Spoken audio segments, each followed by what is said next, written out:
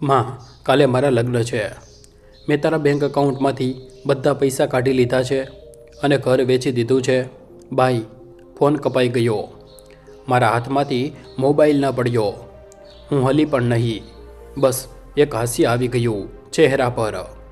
એવું હાસ્ય જે ત્યારે આવે છે જ્યારે કોઈ ખૂબ મોટી મૂર્ખામી કરીને પોતાને ખૂબ હોશિયાર સમજી રહ્યો હોય. મારો દીકરો અથર્વ, જેને મેં જન્મ આપ્યો, ઉછેર્યો, ભણાવ્યો, એ જ અથર્વ આજે મને કહી રહ્યો હતો કે તેણે મારી જિંદગીભરની કમાણી લૂંટી લીધી છે. અને હું હસી રહી હતી. કેમ? કારણ કે તેને નહોતી ખબર કે અસલી રમત હવે શરૂ થવાની હતી. મારું નામ કલ્પના ગોખલે છે. ઉંમર 57 વર્ષ. પુણેના કોથરૂડ વિસ્તારમાં રહું છું. એકલી છેલ્લા 4 વર્ષથી. લોકો સમજે છે હું એક નિરાધાર વિધવા છું. કદાચ મારો દીકરો પણ આ જ સમજતો હતો. પણ સત્ય કંઈક બીજું હતું, ઘણું બીજું હતું. જો તમે અમારી વાર્તાઓ સાથે જોડાયેલા રહેવા માંગો છો તો અત્યારે જ ચેનલને સબસ્ક્રાઈબ કરી લો. અને તમને આવી વાર્તાઓ કેવી લાગી રહી છે જરૂર જણાવજો કમેન્ટમાં. ફોન કાપ્યા પછી હું મારી હોમ ઓફિસની ખુરશી પર બેસી રહી. રાતના 11 વાગી રહ્યા હતા. મારી સામે કમ્પ્યુટર પર એક ડિઝાઇન પ્રોજેક્ટ ખુલેલો હતો. કોઈ ક્લાયન્ટના ઘરનું ઇન્ટિરિયર ડિઝાઇન. હું ઇન્ટિરિયર ડિઝાઇન કન્સલ્ટન્ટ છું. ફ્રીલાન્સ બિલ્ડર્સ અને ઘરમાળાઓ માટે કામ કરું છું. છેલ્લા 20 વર્ષથી આ કામ કરી રહી છું. પહેલાં શોખ હતો, પછી પાર્ટ ટાઈમ બન્યો અને પતિના મૃત્યુ પછી આજ મારો પૂરો ટાઈમ બિઝનેસ બની ગયો. પણ અથર્વને ક્યારેય આની કોઈ કદર ન રહી. તેના માટે હું બસ એક માં હતી, એક વિધવા, જેની જવાબદારી તે ઉઠાવી રહ્યો હતો. કેટલી મોટી ગેરસમજ હતી તેની. મેં ઠંડી કોફીનો એક ઘૂંટ લીધો. મગમાં કોફી હવે ઠંડી થઈ ચૂકી હતી. હું વિચારી રહી હતી કે અથર્વને ક્યારે સમજ આવશે કે તેણે શું કર્યું છે.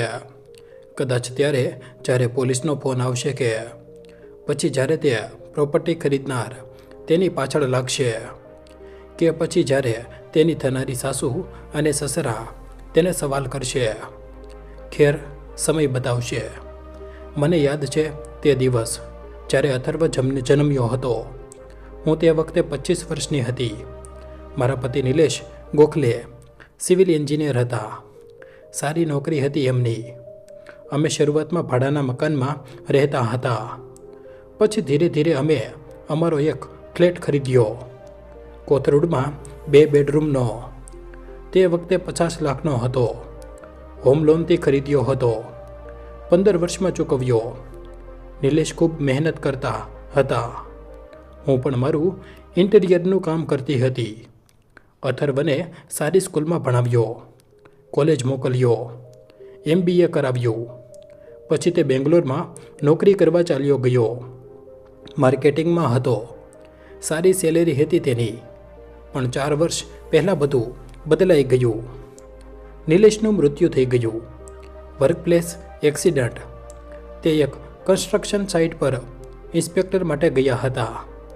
બિલ્ડિંગના 6થા માળે અચાનક સ્કેફોલ્ડિંગ પડી ગયું. નિલેશ તેમાં જ ફસાઈ ગયો. એમને બચાવી ન શકાયા.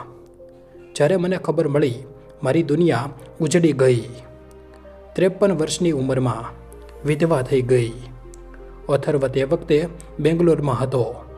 તે આવ્યો, 3 દિવસ રહ્યો, પછી ચાલ્યો ગયો. બોલ્યો, માં, તને કંઈ જોઈએ છે તો કહેજે, હું છું ને.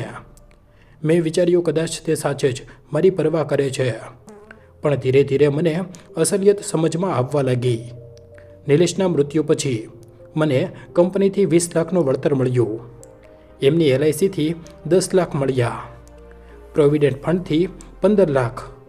કુલ મળીને 45 લાખ. અને અમારો ફ્લેટ હતો જે તે વખતે 80 લાખનો હતો. એટલે કુલ મારી પાસે આશરે 1,25 લાખની સંપત્તિ હતી. મેં આ પૈસાને FDમાં રાખ્યા, અલગ અલગ બેંકોમાં. અને મારું ઇન્ટિરિયરનું કામ શરૂ કરી દીધું પૂરી રીતે. મારી પાસે ક્લાયન્ટ્સ આવવા લાગ્યા. હું ડિઝાઇન બનાવતી, સાઇટ વિઝિટ કરતી, સુપરવિઝન કરતી. મારી ફી સારી હતી. એક પ્રોજેક્ટથી 500થી લઈને 3 લાખ સુધી કમાતી હતી. વર્ષમાં 15-20 પ્રોજેક્ટ મળી જતા હતા, એટલે સારી આવક થઈ જતી હતી. પણ અથર્વને ક્યારેય રસ ન રહ્યો. તેના માટે હું બસ પાનાના ઇન્સ્યોરન્સ અને એફડી પર જીવી રહી હતી. હવે અસલી વાત જણાવું છું, જે અથર્વ નહોતો જાણતો. નિલેશના મૃત્યુના 2 વર્ષ પછી મેં મારા ઇન્ટિરિયર બિઝનેસની કમાણીથી ડેન્કનમાં એક કોમર્શિયલ દુકાન ખરીદી. 600 સ્ક્વેર ફીટની, 25 લાખમાં, પૂરી રોકડ, કોઈ લોન નહીં. તે દુકાનને મેં એક ફાર્મસીને ભાડે આપી દીધી. 45 લાખ, 1000 મહિનાનું ભાડું, અને મારા અલગ બેંક એકાઉન્ટમાં એફડીના રૂપમાં 32 લાખ પડ્યા હતા. આ એકાઉન્ટ માત્ર મારા નામ પર હતું, કોઓપરેટિવ બેંકમાં. અથર્વને આના વિશે કંઈ ખબર નહોતી. જે એકાઉન્ટ વિશે તેને ખબર હતી, તેમાં મેં માત્ર 3 લાખ રાખ્યા હતા. દેખાડો, બાકી બધું અલગ જગ્યાએ હતું. અને હવે સૌથી રસપ્રદ વાત, જે ઘર અથર્વને વેચ્યું હતું તે અસલમાં અમારો ફ્લેટ નહોતો. તે નિલેશના કાકાનો ફ્લેટ હતો.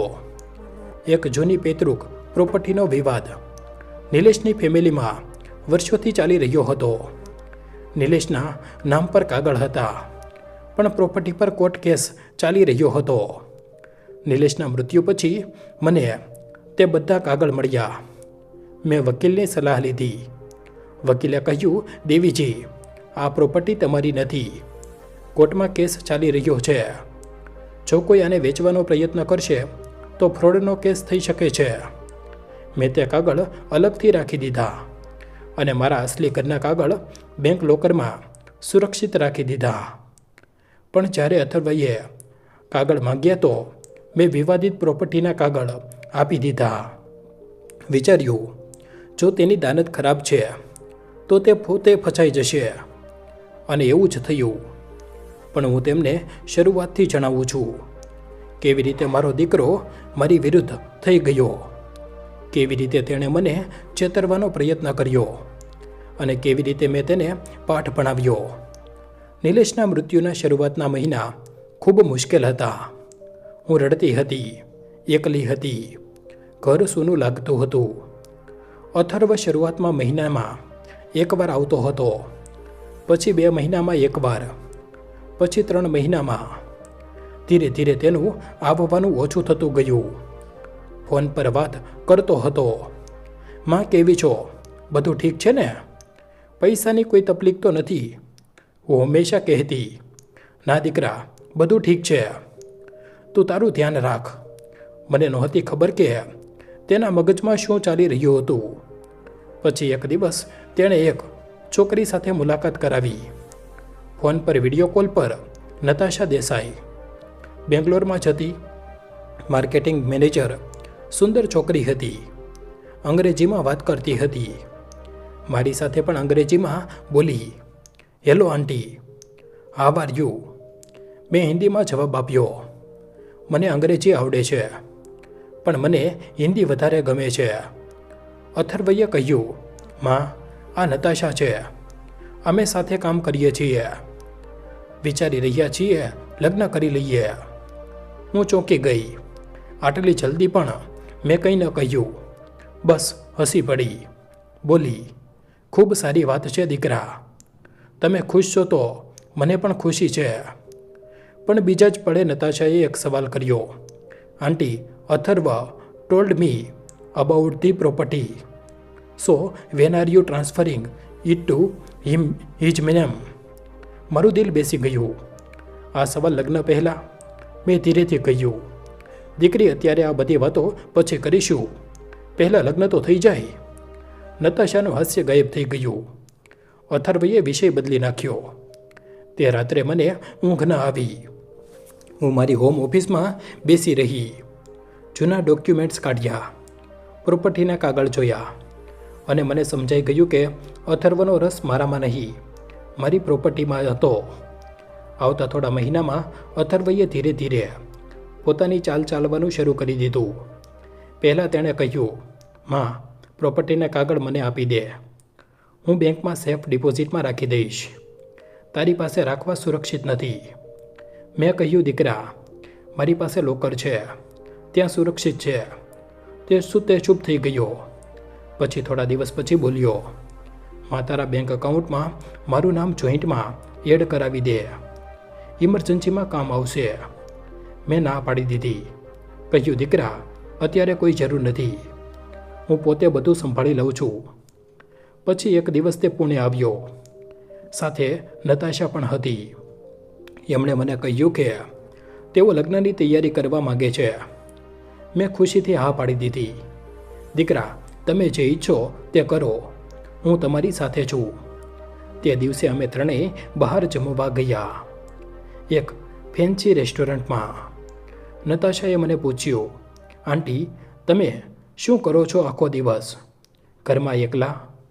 મેં કહ્યું, દીકરી, મારું ઇન્ટિરિયર ડિઝાઇનનું કામ છે, ક્લાયન્ટ્સ આવે છે, હું સાઇટ પર જાઉં છું, વ્યસ્ત રહું છું. નતાશાએ હળવેથી હસતા કહ્યું, oh, that's nice hobby for senior citizens.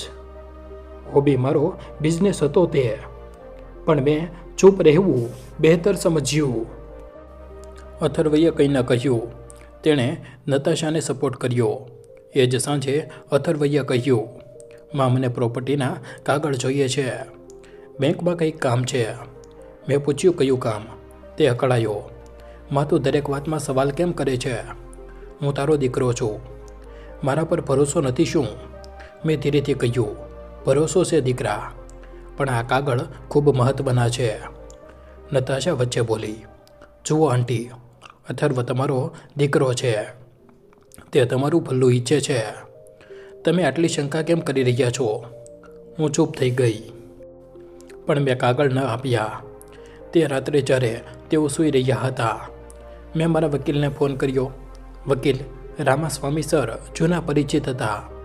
એમણે કહ્યું, કલ્પનાજી, જો તમને લાગી રહ્યું છે કે તમારો દીકરો કંઈ ખોટું કરવાનું વિચારી રહ્યો છે, તો તમે સાવધાન રહો. પોતાની પ્રોપર્ટીના અસલી કાગળ કોઈને ના આપો, અને જો આપવા જ હોય તો તે વિવાદિત પ્રોપર્ટીના કાગળ આપી દો. જો તેની દાનત સાફ નથી તો તે પોતે ફસાઈ જશે. મેં એમની વાત માની લીધી. બીજા દિવસે જ્યારે અથર્વ ફરી કાગળ માંગવા લાગ્યો, તો મેં તે વિવાદિત પ્રોપર્ટીના કાગળ કાઢી આપ્યા. તે ખુશ થઈ ગયો, બોલ્યો, થેન્ક યુ માં, હું આને સંભાળીને રાખીશ, અને તે ચાલ્યો ગયો. નતાશા પણ તેના ગયા પછી હું મારી હોમ ઓફિસમાં બેઠી, અને મને ખબર હતી કે હવે કંઈક ખોટું થવાનું છે, પણ હું તૈયાર હતી. આવતા 2 મહિના અથર્વનો કોઈ ફોન ન આવ્યો, કોઈ મેસેજ નહીં. હું સમજી ગઈ કે તે કંઈક પ્લાન કરી રહ્યો છે. મેં મારા વકીલ સાથે વાત કરી. તેમણે કહ્યું, કલ્પનાજી, જો તે પ્રોપર્ટીને વેચવાનો પ્રયત્ન કરશે તો આ ફ્રોડ છે, કારણ કે તે પ્રોપર્ટી વિવાદમાં છે. ખરીદનાર સાથે દગો થશે અને તમારા દીકરા પર કેસ બની શકે છે. મેં પૂછ્યું, અને જો તે મારા બેંક એકાઉન્ટમાંથી પૈસા કાઢવાનો પ્રયત્ન કરે? એમણે કહ્યું, ત્યાં સુધી તે કંઈ નથી કરી શકતો, જ્યાં સુધી તેની પાસે અમારી પાવર ઓફ એટર્ની ન હોય, કે પછી તે તમારી સહી ફરજી કરે, જે ક્રિમિનલ ગુનો છે. મેં નક્કી કર્યું કે હું અથર્વને એક તક આપીશ. આખરે તે મારો દીકરો હતો, પણ જો તેણે ખોટો રસ્તો પસંદ કર્યો તો મારે પણ પગલાં લેવા પડશે.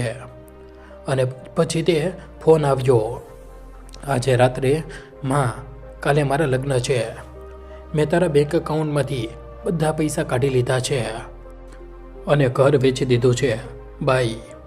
જ્યારે તેણે આ કહ્યું તો મને હસવું આવી ગયું. અસલમાં હું વિચારી રહી હતી કે તે આટલો મોટો મૂર્ખ છે.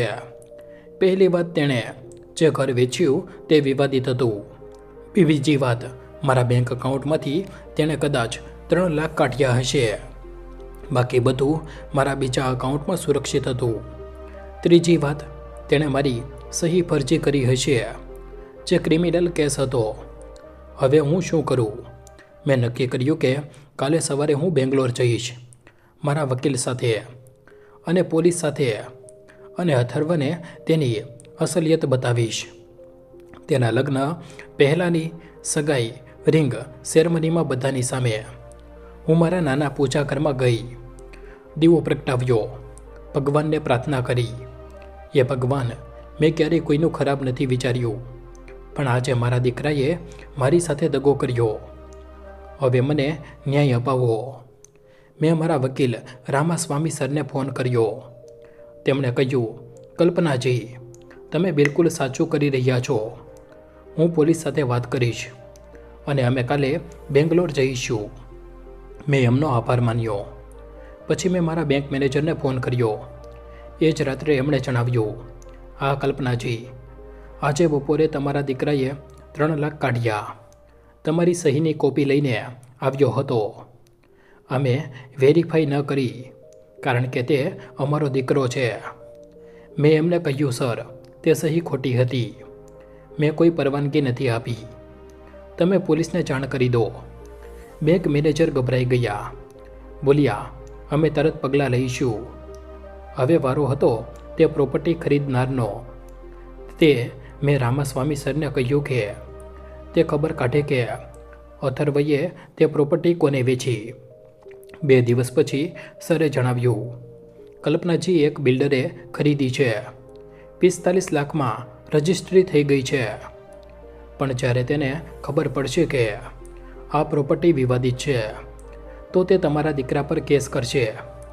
મેં બધું તૈયાર કર્યું, મારા ડોક્યુમેન્ટ્સ, અસલી પ્રોપર્ટીના કાગળ, બેંક સ્ટેટમેન્ટ્સ અને એક રિપોર્ટ જે બતાવતી હતી કે અથર્વએ કેવી રીતે બનાવટી સહી કરી અને ફ્રોડ કર્યું. હું તૈયાર હતી મારા દીકરાને છેલ્લી વાર મળવા માટે. પણ આ વખતે હું એકલી નહોતી.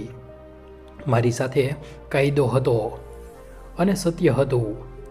બીજા દિવસે હું રામાસ્વામી સર અને 2 પોલીસ ઓફિસર્સ બેંગ્લોર માટે નીકળ્યા. અથર્વના લગ્ન પહેલાંની સગાઈ રિંગ સેરેમની એક 5 સ્ટાર હોટલમાં હતી. અમે હોટલની બહારથી અથર્વને ફોન કર્યો. તેણે ન ઉપાડ્યો. પછી અમે સીધા સગાઈ હોલમાં ગયા. ત્યાં આશરે 6 લોકો હતા. નતાશાની ફેમિલી, તેના સગા વહાલા, મિત્રો, બધા ખૂબ ખુશ હતા. અથર્વ સ્ટેજ પર ઊભો હતો, સૂટ પહેરેલો, હસી રહ્યો હતો. નતાશા તેની બાજુમાં હતી, સુંદર સાડીમાં. અમે અંદર ગયા. બધાની નજર અમારા પર પડી. અથર્વએ મને જોઈ. તેનો ચહેરો સફેદ થઈ ગયો. તેને આશા નહોતી કે હું આવીશ, તે પણ પોલીસ સાથે. હું ધીરે ધીરે સ્ટેજ તરફ વધી. લોકો ફૂસરવા લાગ્યા. કોણ છે આ? શું થઈ રહ્યું છે? પોલીસ કેમ છે? હું સ્ટેજ પર પહોંચી. અથર્વની સામે ઊભી થઈ ગઈ. તેણે ગભરાઈને પૂછ્યું, માં, તું અહીં કેમ આવી છે? મેં શાંતિથી કહ્યું, દીકરા, હું તને અભિનંદન આપવા આવી છું અને એક નાની વાત જણાવવા પણ આવી છું. નતાશા બોલી, આંટી, આ શું નાટક છે? અને આ પોલીસ કેમ છે? મેં તેની તરફ જોયું, પછી અથર્વની તરફ વળી. બોલી, દીકરા, તે કાલે મને ફોન કર્યો હતો ને કહ્યું હતું કે તે મારા પૈસા કાઢી લીધા અને ઘર વેચી દીધું. હું તને જણાવવા માગું છું કે તે જે ઘર વેચ્યું તે અસલમાં તારું નહોતું. બધા લોકો ચૂપ થઈ ગયા. અથર્વએ કહ્યું, માં, તું શું બોલી રહી છે? તે અમારો ફ્લેટ હતો. તે માથું હલાવ્યું. ના દીકરા, તે તારા દાદાજીના કાકાની પ્રોપર્ટી હતી. તેના પર કોર્ટમાં કેસ ચાલી રહ્યો છે. તારા પપ્પાને તે કાગળ મળ્યા હતા, પણ તે પ્રોપર્ટી ક્યારેય અમારી નહોતી અને તેને વેચી દીધી. મેં મારા બેગમાંથી ડોક્યુમેન્ટ્સ કાઢ્યા. આ જુઓ, આ કોર્ટ કેસના કાગળ છે. આ પ્રોપર્ટી વિવાદિત છે. તે જે પણ બિલ્ડરને વેચ્યું તે ફ્રોડ છે. હવે તે બિલ્ડર તારા પર કેસ કરશે. અથર્વનો ચહેરો ફિક્કો પડી ગયો. નતાશાએ પૂછ્યું, વોટ ફોર ફ્રોડ? અથર્વ, આ શું છે? અથર્વએ અચકાતા અવાજે કહ્યું, માતે મને તે કાગળ આપ્યા હતા. તે જણાવ્યું નહીં કે તે વિવાદિત છે. મેં શાંત અવાજમાં કહ્યું, મેં તને તે કાગળ એટલે આપ્યા કારણ કે મને શંકા હતી કે તું કંઈક ખોટું કરીશ, અને તે એવું જ કર્યું. રામાસ્વામી સરે કહ્યું, અથર્વજી, તમે એક વિવાદિત પ્રોપર્ટીને વેચીને ફ્રોડ કર્યું છે. આ આઈપીસીની કલમ 420 હેઠળ ગુનો છે. તમારા પર કેસ બની શકે છે. પોલીસ ઓફિસરે કહ્યું, અને તમે તમારી માના બેંક એકાઉન્ટમાંની સહી ફરજી કરીને પૈસા કાઢ્યા. આ પણ ગુનો છે. નતાશાની માં ઊભી થઈ ગઈ. બોલી, આ શું થઈ રહ્યું છે? અથર્વ, તે અમારાથી ખોટું બોલ્યું. તું ફ્રોડ છે. નતાશાના પપ્પાએ કહ્યું, અમે આ લગ્ન માટે ના પાડીએ છીએ. અમારી દીકરી કોઈ અપરાધી સાથે લગ્ન નહીં કરે. નતાશા રડવા લાગી. તેણે અંગૂઠી ઉતારીને અથર્વ પર ફેંકી દીધી. I can not believe you. Did this you like to me. મેં ભાગીને ચાલી ગઈ. તેની ફેમિલી પણ, બાકી લોકો પણ એક એક કરીને જવા લાગ્યા. કોઈ કંઈ સમજી નહોતું શકતું, પણ બધા જોઈ રહ્યા હતા કે અથર્વ ફસાઈ ગયો હતો. તે ઘૂંટણ પર બેસી ગયો. બોલ્યો, માં, મને માફ કરી દે. મેં ભૂલ કરી. હું નહોતો જાણતો કે તે પ્રોપર્ટી વિવાદિત છે. મેં કહ્યું, દીકરા, તું જાણતો હતો કે તું ખોટું કરી રહ્યો છે. તે મારી સહી ફરજી કરી, મારા પૈસા ચોર્યા, મને છેતરવાનો પ્રયત્ન કર્યો. હવે તારે સજા ભોગવવી પડશે. પોલીસ ઓફિસરે અથર્વને ઊભો કર્યો. બોલ્યા, તમારે અમારી સાથે પોલીસ સ્ટેશન ચાલવું પડશે. બિલ્ડરે તમારી વિરુદ્ધ FIR ફાઇલ કરી છે, અને અમારી માએ પણ બનાવટી સહીનો કેસ કર્યો છે. અથર્વ રડવા લાગ્યો. માં, પ્લીઝ, હું તારો દીકરો છું. મને માફ કરી દે. મેં તેની તરફ જોયું. મારું દિલ તૂટી રહ્યું હતું, પણ હું જાણતી હતી કે આ જરૂરી હતું. દીકરા, તે મને માં નહીં, એક ATM સમજી. હવે તેને સમજ આવશે કે સંબંધોની કિંમત શું હોય છે. પોલીસ અથર્વને લઈ ગઈ. હું ત્યાં જ ઊભી રહી. હોટલ ખાલી થઈ ગઈ હતી. માત્ર રામસ્વામી સર મારી સાથે હતા. એમણે કહ્યું, કલ્પનાજી, તમે સાચું કર્યું. આ મુશ્કેલ હતું, પણ જરૂરી હતું. મેં માથું હલાવ્યું. આંખોમાં આંસુ હતા, પણ હું જાણતી હતી કે મેં જે કર્યું તે સાચું હતું. આવતા થોડા દિવસોમાં ઘણું બધું થયું. બિલ્ડરે અથર્વ પર 45 લાખનો ફ્રોડ કેસ કર્યો. તેણે કહ્યું કે કાં તો અથર્વ પૈસા પાછા આપે, કાં તો જેલ જાય. પણ અથર્વની પાસે પૈસા નહોતા. તેણે 3 લાખ તો મારાથી ચોર્યા હતા, અને બાકી 45 લાખ બિલ્ડરને પાછા આપવાના હતા. તેની નોકરી ચાલી ગઈ. કંપનીએ તેને કાઢી મૂક્યો. આખરે કોઈ ક્રિમિનલ કેસવાળાને કેવી રીતે રાખે? કોર્ટે અથર્વના બધા બેંક એકાઉન્ટ્સ ફ્રીજ કરી દીધા. તેને 18 મહિનાની જેલ થઈ. બેલ પર છૂટ્યો, પણ શરત હતી કે તે બિલ્ડરને પૈસા પાછા આપશે. અથર્વએ મને ફોન કર્યો, રડતા રડતા, માં, પ્લીઝ, મારી મદદ કર. હું પૂરો થઈ ગયો છું. મારી નોકરી ચાલી ગઈ. મારા લગ્ન તૂટી ગયા. હું ક્યાં જાઉં? મેં ધીરેથી કહ્યું, દીકરા, તે તારું નસીબ પોતે લખ્યું છે. હવે તારે પોતે જ તેને ભરવું પડશે. મહેનત કર, ઈમાનદારીથી કમા. દરેક રૂપિયો બિલ્ડરને પાછો આપ. ત્યારે જ તારું માથું ઊંચું થશે. હું પુણે પાછી આવી ગઈ. મારું ઇન્ટિરિયર ડિઝાઇનરનું કામ ચાલી રહ્યું હતું. મારી પાસે એક નવો ક્લાયન્ટ આવ્યો હતો, એક વિધવા સ્ત્રી. તેણે મને પૂછ્યું, કલ્પનાજી, તમે એકલા કેવી રીતે રહો છો? તમારો કોઈ દીકરો દીકરી છે? મેં કહ્યું, હા, દીકરો છે, પણ તે પોતાની જિંદગી જીવી રહ્યો છે, અને હું મારી. તે સ્ત્રીએ કહ્યું, મને પણ શીખવાડો કેવી રીતે આત્મનિર્ભર બનીએ. મારો પણ દીકરો મને ભાર સમજે છે. મેં તેના ખભા પર હાથ રાખ્યો. બહેન, સૌથી પહેલાં તારા ડોક્યુમેન્ટ્સ સુરક્ષિત રાખ. તારી પ્રોપર્ટી તારા નામ પર રાખ. તારો પૈસો તારા કંટ્રોલમાં રાખ. અને સૌથી જરૂરી, પોતાના ઉપર ભરોસો રાખ. બાકી બધું ઠીક થઈ જશે. હું હવે વિધવાઓને કાઉન્સેલિંગ આપું છું. એમને આર્થિક સ્વતંત્રતા વિશે જણાવું છું. કેવી રીતે પોતાની પ્રોપર્ટી સુરક્ષિત રાખે, કેવી રીતે બાળકો પર નિર્ભર ન રહે. હું પોતે એક ઉદાહરણ બની ગઈ છું. લોકો મને પૂછે છે, કલ્પનાજી, તમે તમારા દીકરા વિરુદ્ધ કેચ કરી દીધો. આ તો ખૂબ કઠોર પગલું હતું. હું કહું છું, ના, આ સાચું પગલું હતું. જો હું ચૂપ રહેતી તો તે બીજા લોકોને છેતરતો. ઓછામાં ઓછું હવે તેને પાઠ મળ્યો અને કદાચ તે એક સારો માણસ બને. આજે હું મારા ઘરમાં બેઠી છું. રાતના 11 વાગી રહ્યા છે. મારી સામે કમ્પ્યુટર પર એક નવો પ્રોજેક્ટ છે. કાલે મને એક ક્લાયન્ટને મળવાનું છે. એક મોટો પ્રોજેક્ટ છે. એક પૂરા ઘરનું ઇન્ટિરિયર કરવાનું છે. હું મારા કામમાં વ્યસ્ત છું, ખુશ છું, સંતુષ્ટ છું. મારી ડેક્કનની દુકાનમાંથી ભાડું આવી રહ્યું છે. મારા એફડીથી વ્યાજ મળી રહ્યું છે. મારો બિઝનેસ સારો ચાલી રહ્યો છે. હું કોઈના પર નિર્ભર નથી. હું પુણેમાં રહું છું. તમે ક્યાંથી છો? કોમેન્ટમાં જરૂર જણાવજો. કદાચ તમારા શહેરની પણ કોઈ વાર્તા સંભળાવી દઉં કોઈ દિવસ. અથર્વના સમાચાર મને ક્યારેક મળે છે તેના મિત્રોથી. સાંભળ્યું છે કે તે હવે એક ડિલિવરી બોયની નોકરી કરી રહ્યો છે. દિવસભર બાઇક પર ફરે છે, પેકેજ ડિલિવર કરે છે, થાકી જાય છે, પણ કામ કરી રહ્યો છે. ઈમાનદારીથી ધીરે ધીરે બિલ્ડરને પૈસા ચૂકવી રહ્યો છે. અત્યાર સુધી માત્ર 5 લાખ ચૂકવી શક્યો છે. બાકી 40 લાખ હજુ બાકી છે. તેને ખબર છે કે આ કામ વર્ષો લાગશે, પણ તે કરી રહ્યો છે. મને આશા છે કે એક દિવસ તે સાચે જ સમજી જશે કે સંબંધોની કિંમત શું હોય છે.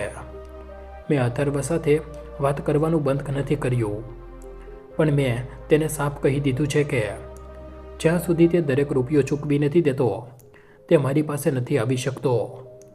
આ તેની સજા નહીં, તેનું પ્રાયશ્ચિત છે. જ્યારે તે ઈમાનદારીથી કમાઈને તે પૈસા પાછા આપશે, ત્યારે જ તેનું માથું ઓછું થશે. ત્યારે જ તે કહી શકશે કે તે એક સારો માણસ બની ગયો. આ વાર્તાથી મેં ઘણું બધું શીખ્યું. સૌથી પહેલો પાઠ એ કે પોતાની સંપત્તિ હંમેશા પોતાના કંટ્રોલમાં રાખો. ભલે દીકરો હોય કે દીકરી, કોઈ પણ ભરોસાપાત્ર લાગે. પોતાના ડોક્યુમેન્ટ્સ પોતાની પાસે રાખો. બીજો પાઠ એ કે આર્થિક સ્વતંત્રતા ખૂબ જરૂરી છે. ભલે કંઈ પણ હોય, પોતાની કમાણીનું સાધન બનાવી રાખો. ત્રીજો પાઠ એ કે વડીલોને નબળા ન સમજો. અમારામાં તાકાત છે, અનુભવ છે, સમજ છે. ચોથો પાઠ એ કે કાયદો અમારી સાથે છે. જો કોઈ ખોટું કરે તો ચૂપ ના બેસો, લડો, ન્યાય માંગો. અને છેલ્લો પાઠ એ કે સંબંધ પ્રેમ અને સન્માનથી બને છે, પૈસાથી નહીં. હું આજે પણ તમારી હોમ ઓફિસમાં મોડી રાત સુધી કામ કરું છું. ક્યારેક મારા પતિની તસવીરને જોઉં છું. વિચારું છું કે કાશ તેઓ હોત તો શું કહેત. કદાચ તેઓ કહેત કે સાચું કર્યું કલ્પના, તે અમારા દીકરાને જિંદગીનો સૌથી મોટો પાઠ ભણાવ્યો. હું હસી પડું છું અને મારા કામમાં લાગી જાઉં છું. જિંદગી ચાલતી રહે છે, પણ હવે હું જાણું છું કે હું એકલી નથી. મારી પાસે મારું હુનર છે, મારું કામ છે, મારી ઇજ્જત છે, અને સૌથી જરૂરી મારો આત્મવિશ્વાસ છે. આ જ પૂરતું છે. જો તમને આ વાર્તા પસંદ આવી હોય તો પ્લીઝ ચેનલને સબસ્ક્રાઈબ કરો અને ઘંટી આઇકોનને દબાવો, જેથી તમને અમારી નવી વાર્તાઓ મળતી રહે. અને કોમેન્ટમાં જણાવો કે તમને આ વાર્તા કેવી લાગી. શેર કરવાનું ના ભૂલતા તમારા પરિવાર અને મિત્રો સાથે. આવતી વાર્તા જલ્દી જ આવી રહી છે. જય શ્રી કૃષ્ણ. ધન્યવાદ.